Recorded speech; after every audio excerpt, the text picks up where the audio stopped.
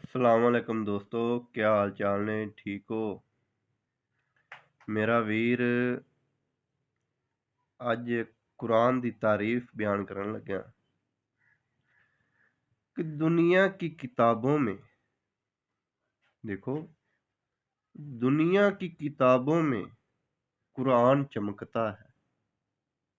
दुनिया की किताबों में कुरान चमकता है।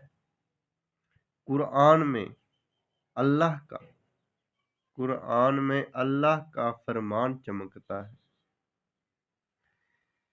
आदत बना ले आदत बना ले जो तिलावत कुरान की आदत बना ले जो तिलावत कुरान की अल्लाह की नज़रों में अल्लाह की नज़रों में वो इंसान चमकता है। ठीक है ना? अल्लाह दी नज़रां च वो इंसान चमकन लग पैंदा है। अल्लाह अपना दोस्त बना लेता है।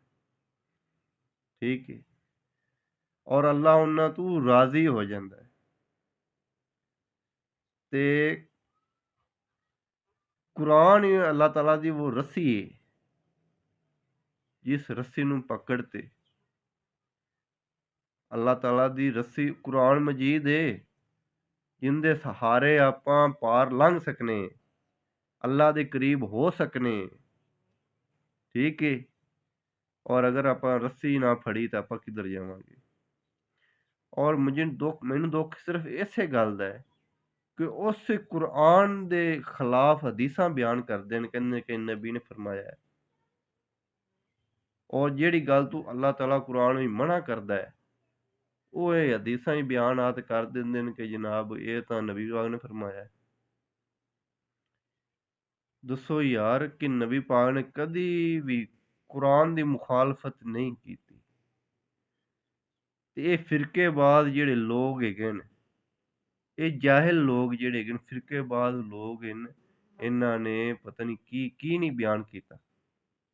ਔਰ ਕੋਈ ਐਸਾ ਇਨਸਾਨ ਅੱਗੋਂ ਖੜਾ ਨਹੀਂ ਹੋਇਆ ਕਿ ਇਹਨਾਂ ਨੂੰ ਜਨਾਬ ਠੱਲ ਪਾ ਲਵੇ, ਇਹਨਾਂ ਨੂੰ ਰੋਕੇ।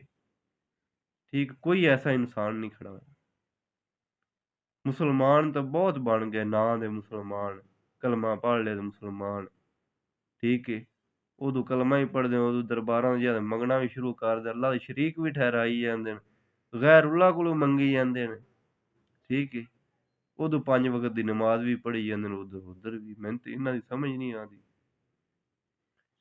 ਜਦੋਂ ਤੁਹਾਨੂੰ ਅੱਲਾ ਤੇ ਯਕੀਨ ਹੀ ਨਹੀਂ ਹੈਗਾ ਤੇ ਮੁੜ ਤੁਹਾਨੂੰ ਉਹਨਾਂ ਦੇ ਬਾਬਿਆਂ ਤੇ ਯਕੀਨ ਹੈਗਾ कि ਜਿਹੜੇ ਅੱਲਾਹ ਤਾਲਾ ਜਿਨ੍ਹਾਂ ਬਾਰੇ ਅੱਲਾਹ ਤਾਲਾ ਕੁਰਾਨ में फरमाता पे है कि जो कब्रों में है आप उनको सुला नहीं सकते।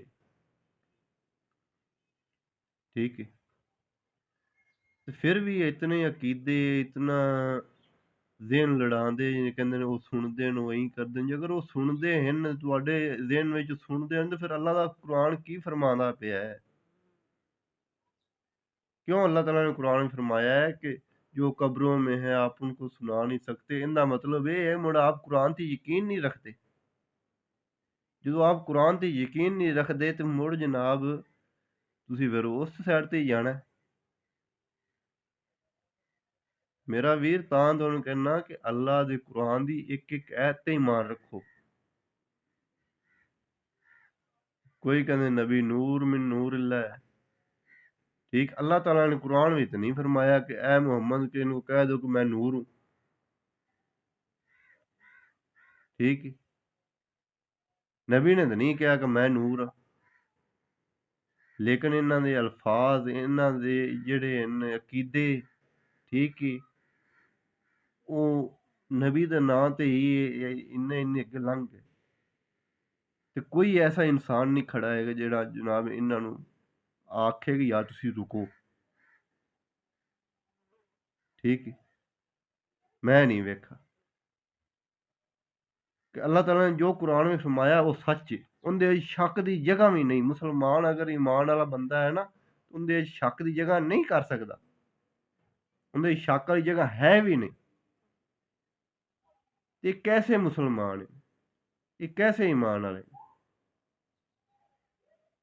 ਉਦੋਂ ਕਹਿੰਦੇ ਨੇ ਜੀ ਅਸੀਂ ਤਾਂ ਅੱਲਾ ਤੋਂ ਡਰਨੇ, ਅਸੀਂ ਤਾਂ 5 ਵਕਤ ਦੇ ਨਮਾਜ਼ੀ ਹੈਂ, ਪਰਹੇਜ਼ੀ ਹੈਂ, ਅਸੀਂ ਫਲਾਣੇ ਹੈਂ, ਅਸੀਂ ਟਮਕਾਣੇ ਹੈਂ। ਜੋ ਤੁਸੀਂ ਅੱਲਾ ਦੇ ਕੁਰਾਨ ਤੇ ਯਕੀਨ ਹੀ ਨਹੀਂ, ਅੱਲਾ ਦੇ ਕੁਰਾਨ ਦੇ ਜੋ ਵਿੱਚ ਆਇਤਾਂ ਹਨ, ਅੱਲਾ ਦਾ ਫਰਮਾਨ ਹੈਗਾ, ਉਹਦੇ ਤੇ ਤੁਹਾਨੂੰ ਯਕੀਨ ਹੀ ਨਹੀਂ, ਮੁੜ ਤੁਸੀਂ ਮੁਸਲਮਾਨ ਕਿਹਦੇ ਜੀ? ਹੁਣ ਬਾਬੁਲ ਸ਼ਾਹ ਸਹੀ ਨਹੀਂ ਫਰਮਾਉਂਦਾ, ਉਹਨੇ ਆਲਮ ਫਾਜ਼ਲ ਮੇਰੇ ਭਾਈ, ਇਹ ਆਲਿਮ ਫਾਜ਼ਲ ਮੇਰੇ ਭਾਈ, ਪਾ ਪੜਿਆ ਮੇਰੀ ਅਕਲ ਗਵਾਈ, ਜੋ ਦੇਵੇ ਇਸ਼ਕ ਹੁਲਾਰੇ ਤਾਂ ਮੈਂ ਦੱਸਣਾ ਹਾਂ, ਇਹਨਾਂ ਪਾ ਪੜਿਆ ਤੂੰ ਮੈਂ ਨੱਸਣਾ ਹਾਂ। ਠੀਕ ਹੈ। ਬਾਬਾ ਬੁੱਲੇ ਸ਼ਾਹ ਸਰਕਾਰ ਨੇ ਤੇ ਇਹ ਨਹੀਂ ਆਖਿਆ ਕਿ ਜਦੋਂ ਮੈਂ ਦੁਨੀਆ ਤੋਂ ਪਰਦਾ ਕਰ ਜਾਵਾਂ, ਚਲਾ ਜਾਵਾਂ, ਤਾਂ ਤੁਸੀਂ ਮੇਰੀ ਕਬਰ ਤੇ ਆਦ ਜਨਾਬ ਮੰਗਣਾ ਸ਼ੁਰੂ ਕਰ ਦੇਵੇ ਜੀ। ਬਾਬਾ ਬੁੱਲੇ ਸ਼ਾਹ ਨੇ ਤਾਂ ਨਹੀਂ ਫਰਮਾਇਆ, ਲੇਕਿਨ ਇਹ ਤੁਸੀਂ ਕੱਢੇ ਰਸਤੇ। ਜਿਹੜੇ ਅੱਲਾ ਦੇ ਨੇਕ ਬੰਦੇ ਨੇ ਨਾ, ਉਹ ਤੁਹਾਨੂੰ ਅੱਲਾ ਦੇ ਕਰੀਬ ਕਰਨ ਦੀ ਦਾਵਤ ਦਿੰਦੇ ਨੇ, ਆਦੇ ਕਰੀਬ ਨਹੀਂ ਕਰਦੇ, ਅੱਲਾ ਦੇ ਕਰੀਬ ਕਰਦੇ ਨੇ। ਤੁਸੀਂ ਅੱਲਾ ਦੇ ਕਰੀਬ ਹੋ ਜਾਓ, ਇੱਕ ਅੱਲਾ ਦੀ ਇਬਾਦਤ ਕਰੋ। ਨਬੀ ਨੇ ਵੀ ਆਪਾਂ ਨੂੰ ਇਹੀ ਦੱਸਿਆ ਕਿ ਇੱਕ ਅੱਲਾ ਦੀ ਇਬਾਦਤ ਕਰਨੀ, ਕਿਸੇ ਗੈਰ ਦੀ ਨਹੀਂ ਕਰਨੀ। ਔਰ ਤੁਸੀਂ ਕੈਸੇ ਇਨਸਾਨ ਯਾਰ ਕਿ ਗੈਰ ਉੱਲ੍ਹਾ ਨੂੰ ਮੰਗਣ ਲੱਗ, ਮੁਸਲਮਾਨ ਹੋ ਤੇ ਗੈਰ ਉੱਲ੍ਹਾ ਨੂੰ ਮੰਗਦੇ ਯਾਰ, ਈਮਾਨ ਵਾਲੇ ਹੋ ਤੇ ਇਹ ਜਿਹੀ ਗੱਲਾਂ ਕਰਦੇ ਜੀ। ਕਿ ਤੁਸੀਂ ਬਾਰ-ਬਾਰ ਇਹ ਗੱਲ ਕਰਦੇ ਜੇ ਕਿ ਅਸੀਂ ਤਾਂ ਇਮਾਮ ਮਹਿੰਦੀ ਅਲੈਹਿਸਲਾਮ ਦੇ ਨਾਲ ਗਰੋਹ ਬਣ ਕੇ ਖੜੇ ਹੋਵਾਂਗੇ, ਜਮਾਤ ਬਣ ਕੇ ਖੜੇ ਹੋਵਾਂਗੇ। ਉਹ ਕਿਸ ਤਰੀਕੇ ਖੜੇ ਹੋਵੋਗੇ ਜਮਾਤ ਬਣ ਕੇ, ਜਦੋਂ ਤੁਸੀਂ ਕੁਰਾਨ ਦੀ ਆਇਤਾਂ ਦੇ ਖਿਲਾਫ ਹੈਗੇ ਜੇ? ਇਮਾਮ ਮਹਿੰਦੀ ਅਲੈਹਿਸਲਾਮ ਤਾਂ ਕੁਰਾਨ ਦੇ ਸਾਥ ਹੋਣਗੇ, ਉਹ ਅੱਲਾ ਦਾ ਫਰਮਾਨ ਲੈ ਕਰ ਆਏਂਗੇ, ਤੁਹਾਨੂੰ ਦੱਸਣਗੇ ਕਿ ਅੱਲਾ ਦਾ ਕੁਰਾਨ ਤੁਹਾਨੂੰ ਸਮਝਾਣਗੇ, ਦੁਬਾਰਾ ਸਮਝਾਣਗੇ। ਲੇਕਿਨ ਫਿਰ ਵੀ ਤੁਹਾਡੇ ਤਾਂ ਅਕੀਦੇ ਹੀ ਇਤਨੇ ਪੱਕੇ ਹੈਗੇ, ਤੁਸੀਂ ਤਾਂ ਉਸ ਅਕੀਦਿਆਂ ਤੋਂ ਹਟ ਹੀ ਨਹੀਂ ਸਕਦੇ ਜੀ। ਕਿਸ ਤਰੀਕੇ ਬਚੋਗੇ? ਅੱਲਾ ਦੇ ਅਜ਼ਾਬ ਤੋਂ ਕਿਵੇਂ ਬਚੋਗੇ? ਅੱਲਾਹ ਤਾਲਾ ਫਰਮਾਉਂਦਾ ਹੈ ਨਾ ਕਿ ਜਨਾਬ ਕਬਰ ਦੋਜ਼ਖ ਦੇ ਗੜ੍ਹਾਂ ਵਿੱਚੋਂ ਗੜ੍ਹ ਵੀ ਏ ਔਰ ਜੰਨਤ ਦੇ ਬਾਗਾਂ ਵਿੱਚੋਂ ਬਾਗ ਵੀ ਏ। ਇਹ ਹਦੀਸਾਂ ਤੁਸੀਂ ਆਪ ਹੀ ਬਿਆਨ ਕਰਦੇ ਜੀ, ਮੈਂ ਤਾਂ ਨਹੀਂ ਇਹਦੇ ਕੋਲ ਬਿਆਨ ਕੀਤੀ, ਤੁਸੀਂ ਆਪ ਹੀ ਬਿਆਨ ਕੀਤੀਆਂ। ਔਰ ਅੱਲਾਹ ਤਾਲਾ ਨੇ ਜੰਨਤ ਵੀ ਬਣਾਈ ਹੈ, ਦੋਜ਼ਖ ਵੀ ਬਣਾਈ ਹੈ। ਠੀਕ ਹੈ। ਜਿਹੜਾ ਸ਼ੈਤਾਨ ਦਾ ਸਾਥੀ ਹੋਏਗਾ ਉਹ ਦੋਜ਼ਖ ਵਿੱਚ ਜਾਏਗਾ, ਜਿਹੜਾ ਅੱਲਾ ਦਾ ਫਰਮਾਬਰਦਾਰ ਹੋਏਗਾ ਉਹ ਜੰਨਤ ਵਿੱਚ ਜਾਏਗਾ। ਔਰ ਆਪਾਂ ਇਤਾਅਤ ਕਰਨੀ ਸੀ ਨਬੀ ਦੀ, ਕਿ ਨਬੀ ਕਰੀਮ ਹਜ਼ਰਤ ਮੁਹੰਮਦ ਸੱਲੱਲਾਹੁ ਅਲੈਹਿ ਵਸੱਲਮ ਨੇ ਜੋ ਰਸਤਾ ਆਪਾਂ ਨੂੰ ਦੱਸਿਆ, ਆਪਾਂ ਉਸ ਰਸਤੇ 'ਤੇ ਚੱਲਣਾ ਸੀ। ਮੁਸਲਮਾਨ ਨੂੰ ਮੁਸਲਮਾਨ ਦਾ ਭਾਈ ਬਣਾਇਆ। ਠੀਕ ਹੈ। ਉਹ ਰਸਤਾ ਕੁਰਾਨ ਮਜੀਦ ਦੇ ਜ਼ਰੀਏ, ਕੁਰਾਨ ਮਜੀਦ ਆਪਾਂ ਨੂੰ ਕਿਹਨੇ ਦੱਸਿਆ ਹੈ? ਨਬੀ ਕਰੀਮ ਹਜ਼ਰਤ ਮੁਹੰਮਦ ਸੱਲੱਲਾਹੁ ਅਲੈਹਿ ਵਸੱਲਮ ਨੇ ਆਪਾਂ ਨੂੰ ਦੱਸਿਆ ਨਾ ਕਿ ਆਹ ਅੱਲਾ ਦਾ ਕੁਰਾਨ ਜੇ, ਅੱਲਾ ਦਾ ਫਰਮਾਨ ਜੇ, ਇਹਦੀ ਮੁਖਾਲਫਤ ਨਹੀਂ ਕਰਨੀ ਜੀ। ਕਿ ਤੁਹਾਨੂੰ ਕਿਸੇ ਹੋਰ ਨੇ ਆਖਿਆ ਕਿ ਜਨਾਬ ਤੁਸੀਂ ਕੁਰਾਨ ਦੀ ਮੁਖਾਲਫਤ ਕੀਤੀ ਜਾਓ, ਤੇ ਜਨਾਬ ਜਿਹੜੀਆਂ ਆਦੇ ਕੋਲ ਜਿਹੜੀ ਹਦੀਸਾਂ ਲਿਖੀਆਂ ਉਹ ਬਿਆਨ ਕੀਤੀ, ਉਹ ਸਹੀ ਜੇ ਤੇ ਆ ਗਲਤ ਜੀ। ਅਸਤਗਫਿਰੁੱਲਾਹ, ਇਹ ਗੱਲਾਂ ਤੁਸੀਂ ਬਿਆਨ ਕਰਦੇ ਹੀ ਯਾਰ। ਨਬੀ ਨੇ ਨਹੀਂ ਆਖਿਆ ਕਿ ਮੈਂ ਨੂਰ ਹਾਂ, ਕਿਸੇ ਨਬੀ ਨੇ ਨਹੀਂ ਆਖਿਆ ਕਿ ਗੈਬ ਦਾ ਇਲਮ ਮੇਰੇ ਕੋਲ, ਗੈਬ ਦਾ ਇਲਮ ਮੇਰੇ ਕੋਲ ਹੈਗਾ, ਕਿਸੇ ਨਬੀ ਨੇ ਆਖਿਆ ਹੋਵੇ? ਜਦੋਂ ਅੱਲਾਹ ਤਾਲਾ ਕੁਰਾਨ ਹੀ ਫਰਮਾਉਂਦਾ ਵੀ ਗੈਬ ਦੇ ਇਲਮ ਸਿਰਫ ਅੱਲਾਹ ਕੋਲ ਹੈ, ਅੱਲਾਹ ਸਿਵਾ ਕਿਸੇ ਕੋਲ ਵੀ ਨਹੀਂ ਦਾ, ਤੇ ਤੁਸੀਂ ਕਿਵੇਂ ਬਿਆਨ ਕਰਦੇ ਜੀ ਕਿ ਗੈਬ ਦੇ ਇਲਮ ਫਲਾਣੇ ਕੋਲ ਹੈ ਤੇ ਫਲਾਣੇ ਕੋਲ ਹੈ? ਕਿਹੜੇ ਅਕੀਦੇ ਨਾਲ? ਕੋਈ ਖੁਦਾ ਦਾ ਖੌਫ ਖਾਓ ਮੇਰਾ ਵੀਰ, ਅੱਲਾਹ ਤੋਂ ਡਰਦੇ ਰਹੋ। ਅੱਲਾਹ ਇੱਕ, ਉਹਦਾ ਕੋਈ ਸ਼ਰੀਕ ਨਹੀਂ, ਬਸ ਉਹ ਇਬਾਦਤ ਕੇ ਲਾਇਕ ਹੈ। ਉਹ ਅਜ਼ਾਬ ਦੇਵਣ ਵਾਲਾ ਵੀ, ਉਹ ਅਜ਼ਾਬ ਵੀ ਦਿੰਦਾ ਹੈ।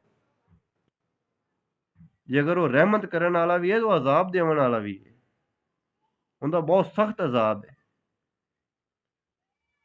ਜਦੋਂ ਅੱਲਾਹ ਦਾ ਡਰ ਸੀਨੇ 'ਚ ਪੈਦਾ ਹੋਵੇਗਾ ਨਾ, ਫਿਰ ਆਪਾਂ ਇਹਨਾਂ ਗੱਲਾਂ ਤੋਂ ਬਚਾਂਗੇ। ਜਿੰਨੀ ਦੇਰ ਡਰ ਹੀ ਨਹੀਂ ਸੀਨੇ 'ਚ ਆਉਣਾ, ਅੱਲਾਹ ਦਾ ਖੌਫ ਹੀ ਨਹੀਂ ਸੀਨੇ 'ਚ ਆਉਣਾ, ਤੇ ਫਿਰ ਆਪਾਂ ਕਿਵੇਂ ਡਰਾਂਗੇ?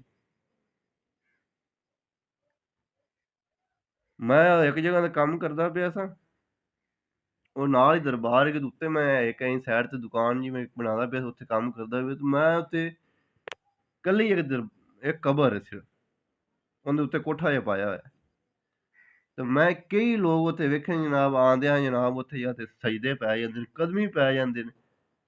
ਠੀਕ ਹੈ। ਉਹਦੇ ਕੋਲ ਮੰਗਣ ਲੱਗ ਪੈਂਦੇ ਨੇ। ਜਦੋਂ ਮੈਂ ਉਹਨਾਂ ਨਾਲ ਗੱਲ ਕੀਤੀ, ਯਾਰ ਹਟ ਜਾ, ਇਹ ਕੰਮ ਠੀਕ ਨਹੀਂ, ਅੱਲਾ ਦਾ ਨਾਫਰਮਾਨੀ, ਇਹ ਗੈਰ ਉੱਲਾ ਨੂੰ ਕੋਲ ਐਵੇਂ ਨਾ ਮੰਗੇ, ਇਹ ਨਹੀਂ ਸੁਣਦੇ। ਅੱਲਾਹ ਤਾਲਾ ਨੇ ਕੁਰਾਨ ਵਿੱਚ ਫਰਮਾਇਆ ਹੈ। ਉਹਨਾਂ ਦੇ ਤਾਂ ਬਈ ਅਕੀਦੇ ਹੀ ਉਹ ਤਾਂ ਗੱਲ ਪੈਣ ਤੀਕਰ ਜਾਂਦੇ ਨੇ। ਤੇ ਭਾਈ ਗੱਲ ਪੈਣਾ ਤੇ ਫਿਰ ਯਾਰ ਮੈਂ ਕਿਸੇ ਦੇ ਗੱਲ ਪਵਣ ਨਾਲ ਨਹੀਂ ਆਇਆ, ਜਾਂ ਮੈਂ ਕਿਸੇ ਨਾਲ ਮੁਖਾਲਫਤ ਕਰਨ ਨਾਲ ਨਹੀਂ ਆਇਆ। ਮੈਂ ਸਿਰਫ ਇਸ ਵਜ੍ਹਾ ਤੋਂ ਆਇਆ ਕਿ ਯਾਰ ਤੁਸੀਂ ਵੀ ਆਵਾਜ਼ ਉਠਾਓ। ਇੱਕ ਅੱਲਾਹ ਦੀ ਇਸਲਾਮ ਦੀ ਖਾਤਰ ਉੱਠੋ। ਅਗਰ ਤੁਸੀਂ ਅੱਜ ਨਾ ਉੱਠੇ ਫਿਰ ਤੁਸੀਂ ਕਦੋਂ ਉੱਠੋਗੇ? ਜਦੋਂ ਵੀ ਕੋਈ ਐਸਾ ਵਾਕਿਆ ਆਉਂਦਾ ਹੈ ਕਿ ਜਿਹੜੇ ਦੁਨੀਆ ਤੋਂ ਚਲੇ ਜਾਂਦੇ ਨੇ ਉਹਨਾਂ ਨੂੰ ਪੁਕਾਰਨਾ ਸ਼ੁਰੂ ਕਰ ਦਿੰਦੇ ਜੀ, ਉਹਨਾਂ ਕੋਲ ਮਦਦ ਮੰਗਣੀ ਸ਼ੁਰੂ ਕਰ ਦਿੰਦੇ ਜੀ। ਓਏ ਅੱਲਾ ਦਾ ਕੋਈ ਨੇਕ ਬੰਦਾ ਦੁਨੀਆ 'ਚ ਜੇ ਹਯਾਤ ਹੈ ਤੇ ਤੁਸੀਂ ਉਹਦੇ ਕੋਲ ਮੰਗੋ ਕਿ ਯਾਰ ਆਹ ਗੱਲ ਹੈਗੀ ਤੇ ਸਾਡੇ ਵਾਸਤੇ ਦੁਆ ਕਰ।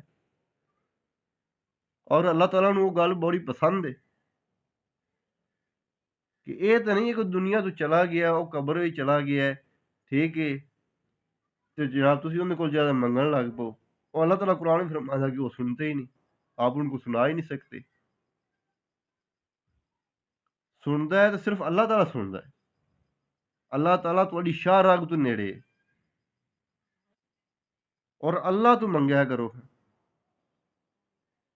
ਅੱਲਾਹ ਕੋਈ ਤੁਹਾਨੂੰ ਦਿੰਦਾ ਹੈ ਤੇ ਤੁਹਾਡੀ ਬਿਹਤਰੀ ਵਾਸਤੇ ਦਿੰਦਾ ਹੈ।